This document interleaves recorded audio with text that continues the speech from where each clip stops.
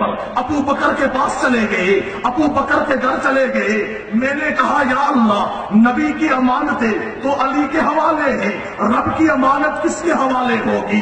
تو مشیت کیا کہتی ہے کہ جو نبی کی امانتیں ہیں وہ علی کے پاس ہوں گی، ان کی حفاظت علی کرے گا، اور جو رب کی امانت ہے اس کی حفاظت ابو بکر صدیق کرے گا۔ سرگودا کے دوستو، یہ ابو بکر صدیق بھی کون ہے؟ اس کا کیا مرتبہ اور کیا مقام ہے؟ میں نے کہا یا اللہ، ابو بکر نے سب سے پہلے کلمہ کیوں پڑھا؟ اللہ کا قرآن کہتا ہے وَقَالُوا أَحَقَّ بِهَا وَأَهْلَهَا، کہ ابو بکر اس کا حقدار بھی تھا، ابو بکر اس کا اہل بھی تھا۔ یا اللہ، ابو بکر ساری زندگی نبی پہ مال خرچ کرتا رہا، نبی کے ساتھ قدم ملا کے چلتا رہا، مصائب کی موجوں کے اندر بھی ابو بکر نبی کا ساتھ دیتا رہا۔ ابو بکر نے غم تو سہ لیے، پیغمبر کا ساتھ نہ چھوڑا، ابو بکر نے تکلیفیں برداشت کر لی، نبی کا ساتھ نہ چھوڑا۔ اللہ کا قرآن کہتا ہے کہ ابو بکر نے ہر مشکل وقت میں، بدلتے حالات میں اور مشکل لمحات میں نبی کا ساتھ اس لیے دیا وَقَالُوا أَحَقَّ بِهَا وَأَهْلَهَا، یہ ابو بکر کا حق تھا،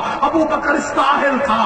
یا اللہ، تو نے ابو بکر کی بیٹی کو نبی کی بیوی بنا دیا، مومنوں کی ماں بنا دیا۔ فرمایا وَقَالُوا أَحَقَّ بِهَا، یہ ابو بکر کا حق تھا۔ یا اللہ، تو نے ابو بکر کو نبی کے تمام سفروں کا، تو نے ابو بکر کو رفیق سفر بنایا ہے۔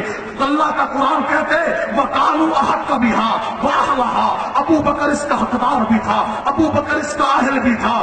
یا اللہ، تو نے نبی کی زندگی میں ابو بکر کو محمد کے وہ مسلح پہ لا کے کھڑا کر دیا۔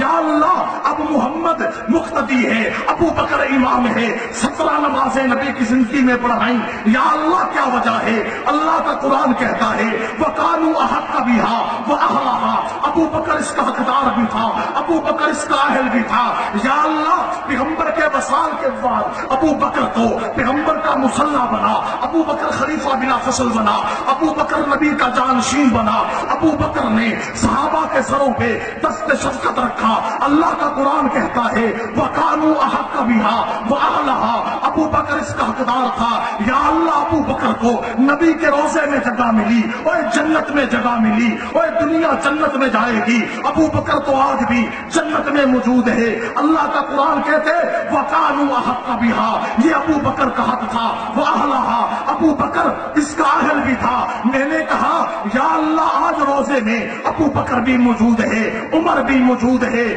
وَقَالُوا أَحَقَّ بِهَا وَأَهْلَهَا، اللہ کا قرآن کہتا ہے یہ ابو بکر کا بھی حق تھا، عمر کا بھی حق تھا، اور وہ اس کے اہل بھی تھے۔ تو سرگودا کے دوستو، آج نبی کا روزہ، آج دیکھو نبی کا روزہ کھولو گے، نبی قرآن کریم کھولو، قرآن کریم اٹھاؤ، قرآن کریم کھولو گے تو قرآن بھی دو کتوں کے درمیان ہے، اور نبی کا روزہ کھولو، محمد روزے میں دو سچوں کے درمیان ہے۔